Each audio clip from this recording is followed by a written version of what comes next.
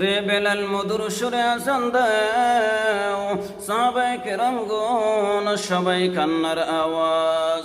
বেলাল বলে, সাহাবীরা শুনে নাও, আমার নবীজি মক্কা নগরীতে নাই। আমি বেলাল মক্কা নগরীতে থাকতে চাই না। নবীজির রওজা মুবারক দেখলে আমার কলিজা ফেটে কান্না আসে। আবু বকর বলেন, রে বেলাল, তোমার কি হয়েছে রে বেলাল? তুমিও নবীকে ভালোবাসো, আমরাও নবীজিকে ভালোবাসি, এভাবে অস্থির হলে তো হবে না। বেলাল বলে, রে আবু বকর, তোমরাও নবীকে ভালোবাসো, কিন্তু আমি বেলাল যখন নবীজির রওজার দিকে তাকাই কলিজা ফেটে যায় রে আবু বকর।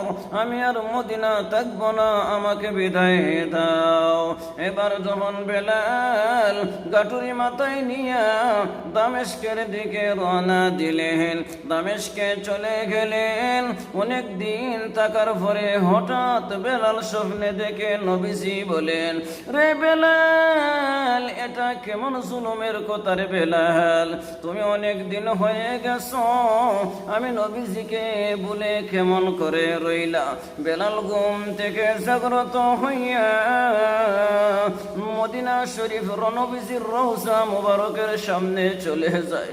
গিয়ে বলে, ওগো পয়গম্বর, আমি অন্যায় করেছি, অপরাধ করেছি, মেহেরবানি করিয়া আপনি আমাকে মাফ করিয়া দাও।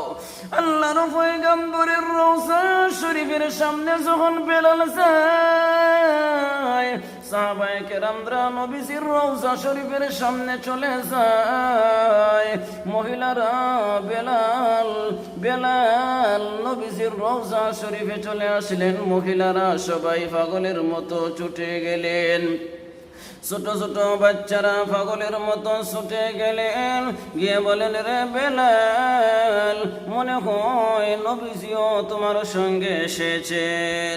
রে বেলাল, তুমি মধুর সুরে আজান দাও, তোমার আজান শোনার জন্য সবাই পাগলের মতো ছুটে এসেছে। বেলাল বলে, না না, আমি আজান দিব না।